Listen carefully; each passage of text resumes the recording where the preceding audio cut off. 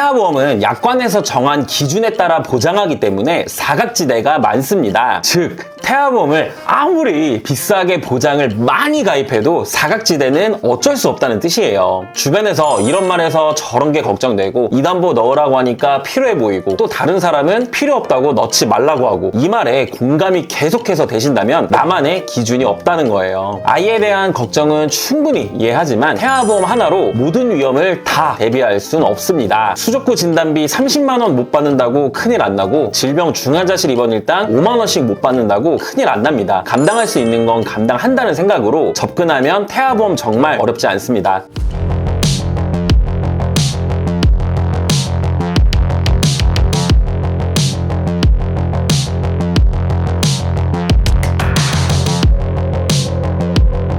안녕하세요. 태아보험 전문 채널 스마일보험입니다. 미래를 알 수 있다면 얼마나 좋을까요? 그럼 그거에 맞춰서 보험을 준비하면 사실 손해볼 일도 없을 겁니다. 그치만 우리는 그런 능력이 없기 때문에 어쩔 수 없이 주변인들 말에 현혹이 될 수밖에 없는 건데요. 태아보험에 대략 300여 가지 특약을 넣을 수 있어요. 여기서 이 모든 특약 다 넣어도 사실 모든 질병 커버할 수는 없습니다. 근데 주변인들이 100% 보험금을 받은 사례가 있어도 아이가 건강하면 확률은 0%가 되는 거거든요. 그래서 저는 태아보험을 설계할 땐 필요한 것만 하시고 설계사에게 100% 신뢰하고 맡기는 것보단 스스로 기준을 잡고 같이 의견 주고받으며 설계하는 것이 가장 바람직하다고 생각합니다. 아무리 노력해도 태아보험 어려우신 예비 부모님분들 제가 대신 공부해서 제 철학과 통계 자료를 근거하여 설계안을 만든 영상이니 비교하실 때 제 설계안도 꼭 받아보세요. 왜 이렇게 설계를 할 수밖에 없었는지 상세하게 안내 드리겠습니다. 그럼 최신 반영된 태아보험 30세 만기 설계안 이제부터 설명드릴 텐데요.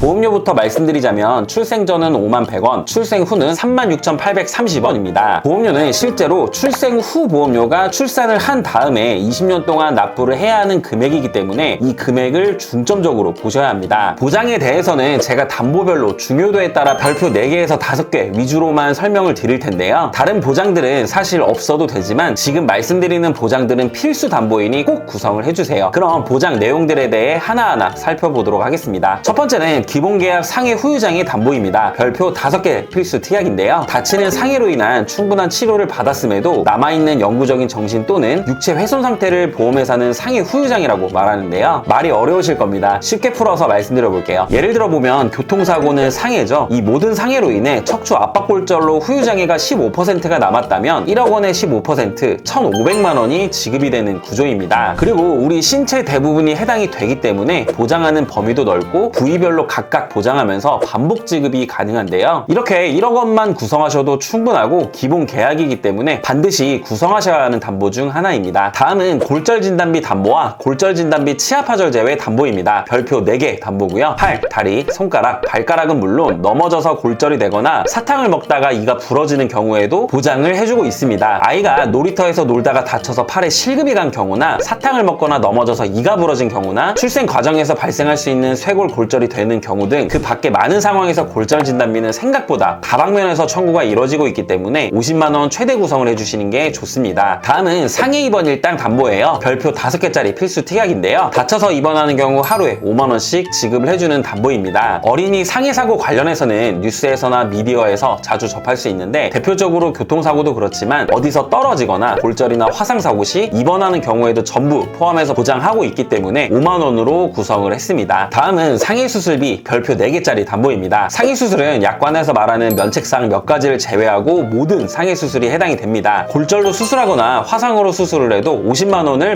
보장해주는데요. 상해 수술 담보가 경미한 수술에는 괜찮은데 예를 들어 교통사고 등으로 크게 다쳐서 머리나 가슴, 배 등을 개복해야 하는 큰 수술을 할 땐 보장 금액이 약할 수 있기 때문에 상해 1호종 수술비를 추가 구성해서 큰 수술을 했을 땐 1,000만 원이 보장될 수 있게끔 구성했습니다. 다음은 별표 5개 필수 특약인 질병 후유장애 담보입니다. 상해와 반대로 아팠을 때 치료를 받았음에도 영구적인 정신 혹은 육체 후유증이 남았을 때 보장을 해주는데요. 상해 후유장애와 마찬가지로 머리부터 발끝까지 보장 범위가 넓다는 게 큰 특징입니다. 후천적인 장애도 보장되지만 선천적인 뇌성마비나 다운증후군, 사지결손 등의 장애까지 보장을 해주는데요. 그 밖에도 눈, 청력, 씹어먹거나 말하는 장애, 척추 기형, 팔, 다리, 신경계 정신 행동장애 등등 정말 폭넓게 보장을 해주고 있어요. 신생아의 경우 아주 작은 질병에도 후유증이나 합병증이 크게 올 수 있는 부분이라서 필수 특약이라고 생각을 합니다. 다음은 암 관련된 보장입니다. 별표 5개짜리 담보고요. 아마 태아보험에서 가장 경제적으로 리스크가 큰 질환을 꼽는다면 단연 백혈병과 같은 소아암을 꼽을 수 있어요. 우리가 보험을 가입하는 이유도 이런 위험 리스크를 대비하는 게 주 목적인데, 저는 어떻게 암진단비를 구성했는지 말씀드리겠습니다. 암진단비는 1억, 다발성 소암 진단비 5천만 원, 재진단하면 2천만 원, 일반암 1억 원을 메인으로 다발성 소암 진단비는 서브로 5천만 원을 구성했습니다. 먼저 통계 자료를 살펴보면 우리나라 0세부터 14세까지 암 발병 순위는 1위가 백혈병, 2위가 림프종암, 3위가 뇌미 중추신경계인데요. 1위부터 3위까지 전부 보장되는 다발성 소암을 서브로 구성을 한 거고요. 일반암 1억 원에서는 위 3개를 포함한 보장 범위가 가장 넓은 암을 1억 원 메인으로 설정했다고 생각을 해주시면 될 것 같아요. 급성 림프 모구 백혈병은 평균 3년이라는 장기간 치료를 필요로 할 수 있기 때문에 2년마다 재발이나 지소감 등을 보장해주는 재진단암까지 추가로 구성을 했습니다. 다음은 유사암 진단비 담보입니다. 별표 5개짜리 담보예요. 기타 피부암, 갑상선암, 제자리암, 경계성 종양, 양성 뇌종양까지 총 5가지에 대해서 보장이 되는데, 2020년 국가암정보센터에 따르면 특히 갑상선암은 15세부터 64세까지 발병률이 가장 높은 암이고요. 일반암에선 이 5가지가 제외되기 때문에 최대 금액 2천만 원으로 준비를 했습니다. 다음은 뇌졸중과 뇌혈관 질환 담보입니다. 별표 5개짜리 담보고요. 뇌질환 관련해서는 뇌혈관 질환 담보 하나만 구성하셔도 그 안에 뇌졸중도 포함되어 있기 때문에 뇌혈관 질환 하나만 있어도 큰 문제는 없는데요. 그렇지만 뇌졸중도 굳이 구성을 한 이유는 출생 과정에서 발생할 수 있는 신생아 뇌출혈 대비 때문입니다. 이 신생아 뇌출혈이 발생했을 때 뇌혈관, 뇌졸중 가입 금액의 20%만 보장을 해주고 있기 때문에 뇌졸중도 같이 구성해서 각각 400만 원씩 총 800만 원을 보장받을 수 있도록 구성을 해주셔야 돼요. 간혹 뇌혈관 1, 2로 구성하시는 분들도 계시는데, 뇌혈관 1, 2로 구성하게 되면 신생아 뇌출혈에 대해선 400만 원만 보장이 되고, 뇌혈관 질환 2는 어차피 뇌졸중과 같은 보장 범위이기 때문에 굳이 1, 2로 구성할 필요는 없겠죠. 다음은 허혈심장질환 진단 담보인데요. 별표 4개짜리 담보입니다. 태아보험에서 심장혈관 진단비는 대표적으로 협심증과 급성심근경색을 보장해주는 허혈심장질환이 있고요. 여기에 부정맥과 심부전 등도 보장해주는 심혈관 진단비도 있습니다. 허혈심장질환, 심혈관질환 이렇게 2가지로 나뉘어지는데, 보험료를 보면 허혈심장질환은 2천만 원 구성에 398원인 반면에 심혈관질환은 2천만 원 구성에 3,812원이거든요. 보험료가 무려 10배 정도가 차이가 납니다. 그럼 여기서 허혈성에는 보장이 안 되지만 심혈관에서는 보장이 되는 부정맥과 심부전이 중요한 건지, 이 부분이 가장 궁금해하실 것 같은데요. 제가 속 시원히 해결해 드리겠습니다. 2023년도 통계 자료를 보면 I47에서 I50까지의 0세에서 29세까지 환자 수를 모두 더하면